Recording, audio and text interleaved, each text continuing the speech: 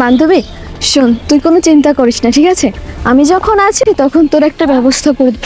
এই বান্ধবী দাঁড়া, দেখ দেখ বিজ্ঞাপনটা দেখ, একজন শিক্ষিকা চাই।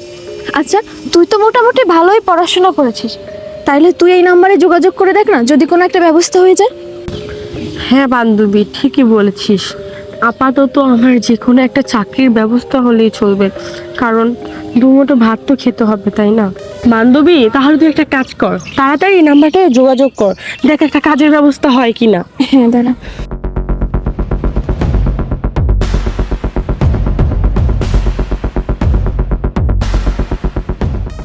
হ্যালো। হ্যালো।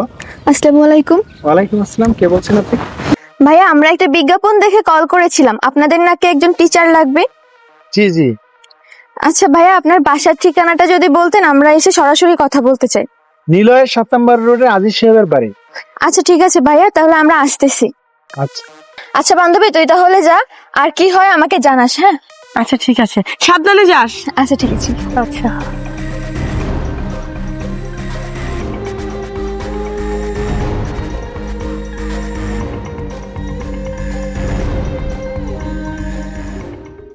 আচ্ছা ভাইয়া, জি এটা কি আজিজ সাহেবের বাসা? জি, এটা আদিত সাহেবের বাসা। আচ্ছা ভাইয়া, উনি কয়তলায় থাকেন? উনি 3 তলায় থাকে, আপনি 3 তলায় চলে যান। আচ্ছা ঠিক আছে।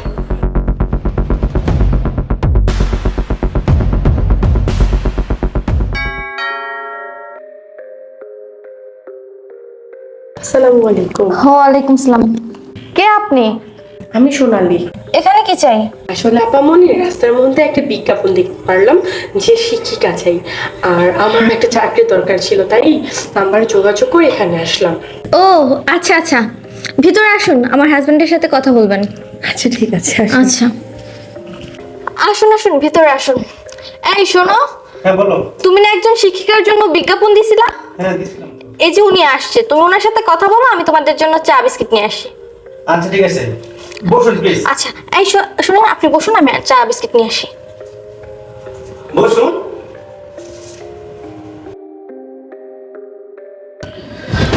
আরে তুমি তুমি আবার আমার বাসায় কেন আসছো?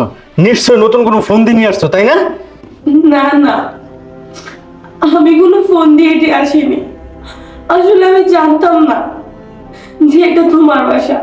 এই শোন, নেকা কান্না কাঁদবি না। তোর এই নেকা কান্নাতে আমি আর বলবো না, কারণ তুই আমাকে অনেক কষ্ট দিয়েছিস।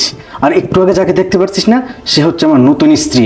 আমি চাই না তোর জন্য আমার এই নতুন সংসারটা ভেঙে যাক। সো ভালোই ভালোই চলে যা আমার বাসা থেকে, বেরো বেরো বলছি। এই শোন, বস। তোর বাবার না অনেক টাকা ছিল, যার জন্য তুই আমাকে ছেড়ে চলে গিয়েছিলি। কি হলো তোর সেই বাবার কোটি কোটি টাকা? আর এত কোটি কোটি টাকা তুই মানুষের দ্বারা দ্বারা চাকরির জন্য কেন ঘুরতেছিস, বলতো একটু আমাকে। আসলে কি জানো, আমার মধ্যে খুব অহংকার ছিল, আর সে অহংকার আমাকে উপর দিকে মাটিতে ফেলে দিয়েছে। আমার বাবার অনেক টাকা পয়সা ছিল, অনেক বড় লোক ছিল, তাই আমি খুব অহংকার দেখাতাম, তেমাক দেখাতাম। ইভেন কি আমি তোমারও সংসার ছেড়ে দিয়েছি। হঠাৎ করে আমার বাবা ক্যান্সারের মতো ভয়াবহ রোগে আক্রান্ত হয়, আর আমার বাবা অসুস্থ হওয়ার পর থেকে লক্ষ লক্ষ টাকা আমার বাবার পিছনে আমার ব্যয় করতে হয়। আর বাবার বিজনেসটা অফ হয়ে যায়। বাবার বিজনেসটা অফ হয়ে যাওয়ার পর আমাদের ইনকাম সোর্সটা অফ হয়ে যায়। তখন যত জমানো টাকা ছিল সব বাবার চিকিৎসার পিছনে আমি ব্যয় করে ফেলি। লাস্ট পর্যন্ত বাড়িটাকেও বন্ধক দিয়ে টাকা পয়সা নিয়েছিলাম। 3 বছর হয়ে গেছে আজ, ওই টাকাগুলো আর পরিশোধ করতে পারিনি। এখন ওই বাড়ির মালিক আমাদের কাছ থেকে বাড়িটাও নিয়ে নিয়েছে। বাবাকে এখন আমি একটা বাড়ি ভাড়া করে রেখেছি, ঠিক মতো চিকিৎসা আর করতে পারতেছি না। আর বাবার চিকিৎসা না করলে আমার বাবা এই দুনিয়া থেকে বিদায় নিয়ে নেবে। আর এই দুনিয়াতে আমার বাবা ছাড়া তো আমার আর কেউ নেই না। তুমি যে ছিলে, এই তোমাকেও আমি ছেড়ে দিয়েছি। আমার পাপের শাস্তি আমি পেয়ে গেছি। অনেক দিন না খেয়েছিলাম, কোথাও একটা চাকরিও পাইনি।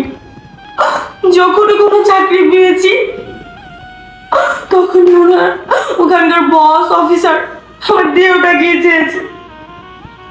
আজকে না পেরে আমি রাস্তায় নেমে পড়েছিলাম।